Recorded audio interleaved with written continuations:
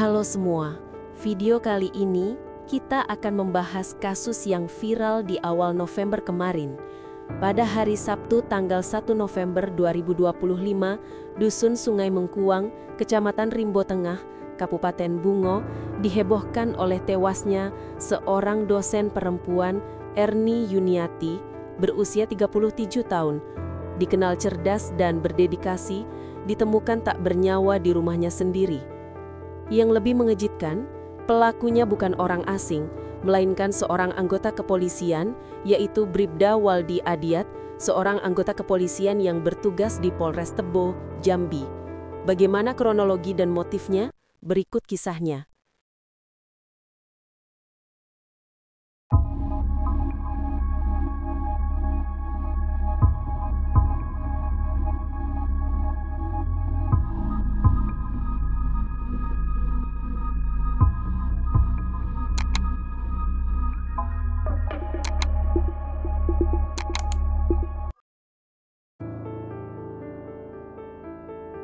Erni Yuniati adalah seorang dosen di Institut Administrasi dan Kesehatan Setih Setio, Kabupaten Bungo, Jambi.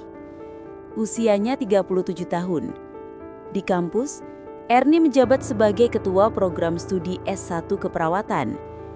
Ia dikenal sebagai sosok yang disiplin, berwibawa, dan memiliki dedikasi tinggi terhadap pekerjaannya. Sebagai akademisi, ia aktif membimbing mahasiswa, menyusun kurikulum, serta terlibat dalam kegiatan sosial di lingkungan kampus. Rekan kerjanya menyebut Erni sebagai pribadi yang tegas namun hangat. Ia sering membantu mahasiswa yang kesulitan belajar atau mengalami masalah pribadi. Erni tinggal seorang diri di perumahan Al-Kautsar, Kelurahan Manggis, Kecamatan Rimbo Tengah, Kabupaten Bungo.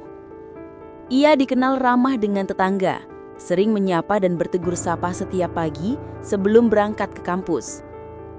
Namun, di balik kesibukannya sebagai dosen, Erni juga menjalani kehidupan pribadi yang cukup tertutup.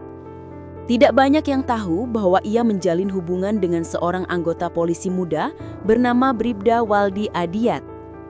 Hubungan mereka diduga sudah berjalan beberapa waktu, tetapi belakangan sering diwarnai ketegangan dan pertengkaran.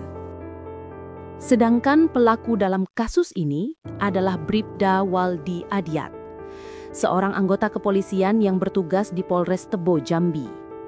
Usianya masih muda, sekitar awal 21 tahun. Bribda Waldi Adiat merupakan anggota muda kepolisian yang baru beberapa tahun bertugas. Lulusan pendidikan Bintara Polri ini sebelumnya menempuh jalur umum setelah menyelesaikan pendidikan SMA. Waldi dikenal sebagai sosok yang tertutup, namun sopan terhadap rekan kerja. Dalam kesehariannya, Waldi jarang terlibat masalah di lingkungan dinas. Ia menjalankan tugas rutin sebagaimana anggota kepolisian lainnya. Namun, di balik sikap tenangnya, penyidik menduga adanya masalah pribadi yang cukup rumit. Beberapa sumber menyebut Waldi menjalin hubungan dekat dengan korban Erni Yuniati sejak pertengahan tahun 2025. Kedekatan itu bermula dari komunikasi pribadi di media sosial, lalu berlanjut menjadi pertemuan tatap muka.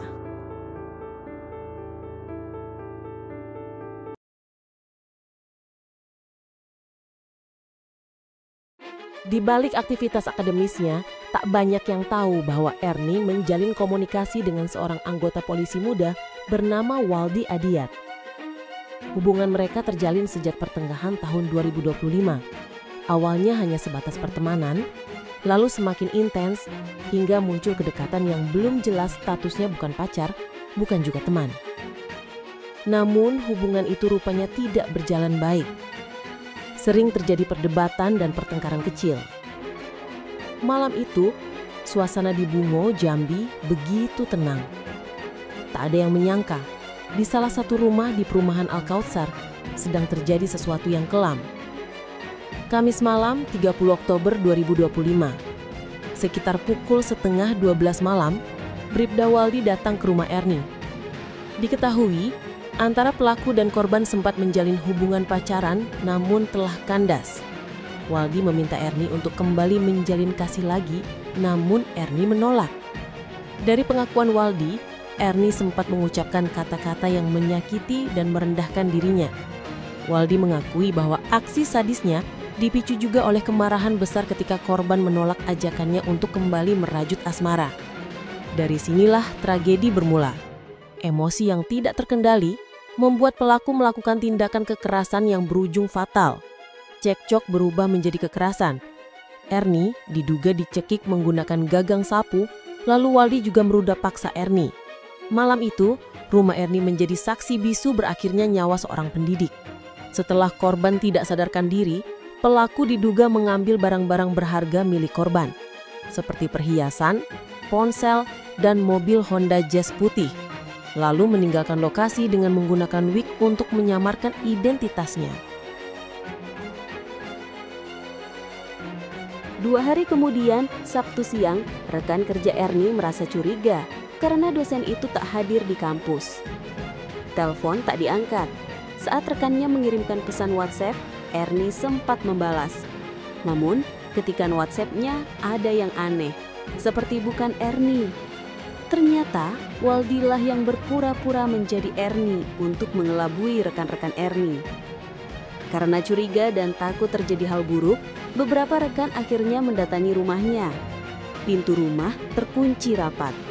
Dengan bantuan warga, pintu dibuka paksa. Mereka mendapati Ernie telah tak bernyawa di atas ranjang kamarnya. Kabar itu langsung menggemparkan lingkungan kampus dan masyarakat Bungo. Polisi bergerak cepat.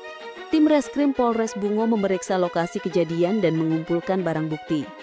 Dari rekaman CCTV, terlihat seseorang membawa mobil korban. Seorang pria muda mengenakan rambut palsu. Penyelidikan mengarah kepada Bribda Waldi Adiat, anggota Polres Tebo. Pelaku akhirnya ditangkap di kosannya di wilayah Tebo Tengah, Kabupaten Tebo, keesokan harinya. Dari tangan pelaku, polisi mengamankan sejumlah barang bukti, mobil Honda Jazz putih, motor PCX, ponsel, dan perhiasan milik korban. Pelaku juga mengakui perbuatannya. Sungguh sebuah ironi yang menyedihkan. Seorang dosen, sosok berpendidikan tinggi yang selama ini dikenal cerdas, berwawasan, dan menjadi panutan bagi banyak mahasiswa, justru harus kehilangan nyawa di tangan orang yang pernah dekat dengannya. Pelaku, seorang anggota kepolisian berpangkat Bribda, masih berusia muda dan berada di awal karirnya. Kedekatan yang seharusnya membawa kebaikan justru berubah menjadi kisah kelam yang berakhir tragis. Bagi kita semua, kisah ini menjadi pengingat bahwa pendidikan dan profesi tinggi tidak menjamin seseorang terhindar dari bahaya hubungan yang salah arah. Penting bagi siapapun untuk menjaga batas, memahami diri, dan berani menjauh saat hubungan mulai beresiko. Dan bagi aparat penegak hukum, peristiwa ini menjadi refleksi bahwa tanggung jawab moral dan sikap profesional harus tetap dijaga.